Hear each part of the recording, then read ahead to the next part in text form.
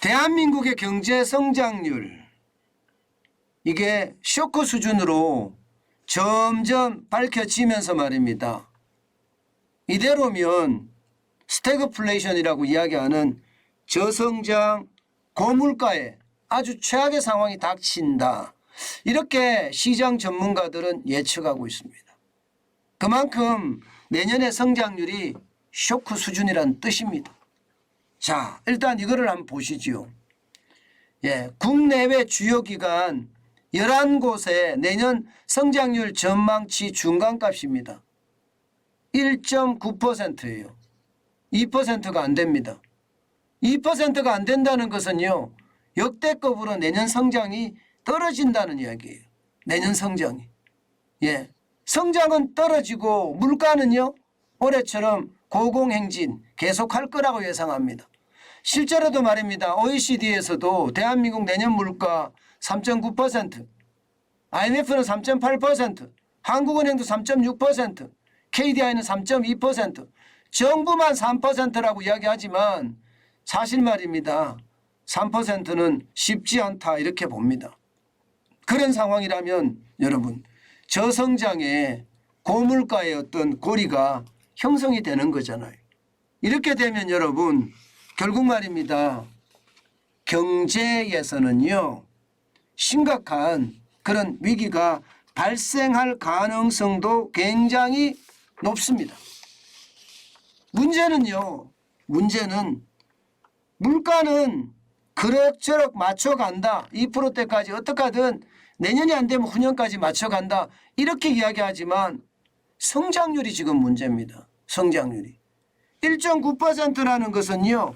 대한민국의 잠재 성장률 2%에도 이게 미치지 못하는 수준에다가 주요 기간마다 최악의 시나리오를 쓰는 데도 있거든요. 노무라 같은 경우가 마이너스 0.7% 성장한다고 이렇게까지 이야기하고 있잖아요. ING는 0.6% 성장이에요. 이게 1.9%가 주요 기간 11곳의 중간값인데도 불구하고 점점 대한민국의 경제 수정 전망치는 떨어지고 있습니다. 그렇다면 여러분 이게 물가는 그대로인데 성장률은 점점 떨어져서 결국 최악의 시나리오를 써진다는 이야기가 되는 건가요? 최근에 들어서서 한국은행도 1.7% 성장한다고 낮췄습니다. 굉장히 낮게 낮췄죠. KDI 한국개발연구원도 1.8%입니다. IMF가 2%로 오히려 높습니다. OECD도 1.8%고요. 그러면 내년에는 성장률이 최악으로 치닫을 수밖에 없다. 이런 얘기가 되는 건가요? 사실 말입니다. 한국은행의 1.7%라는 숫자도 위기별로 경제성장률 추이를 보면 위기에 해당됩니다. 역대로 네 번째거든요. 1956년에 0.6% 성장한 적이 있습니다. 그러면서 오일 쇼크 때는 1.6%, 외환위기 때는 마이너스예요. 오일 쇼크 때도 마이너스고 마이너스 5.1%, 금융위기 때는 플러스 0.8%, 코로나19의 위기 때는 마이너스 0.7%거든요. 한국은행이 전망한 1.7%도 역대급으로 하면 네 번째예요. 여섯 번째.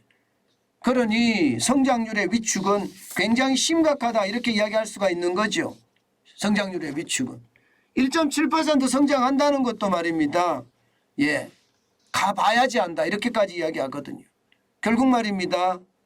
시장에는 전체적으로는요. 스태그플레이션의 공포가 터질 수밖에 없다 이런 얘기가 나오는 거고요. 더욱이나 말입니다. 이 OECD에서는요. 회원국의 어떤 평균 성장률보다가 대한민국은 미치지 못할 거다. 올해가 이미 그렇다는 거예요. 올해가. 내년이 문제가 아니라. 사실 OECD 우리가 가입하고 나서요. 평균 성장률보다 밑으로 떨어진 것은 역대 2번밖에 없었습니다. 1998년에 대한민국이 IMF 외환위기를 맞으면서 마이너스 5.1%가 된 적이 있습니다.